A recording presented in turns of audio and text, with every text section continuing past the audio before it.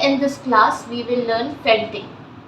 Needle felting is a process in which we use different sizes of needle and wool and we convert the wool into a 3D object, a sculpture, using the needle by punching it on the foam mat.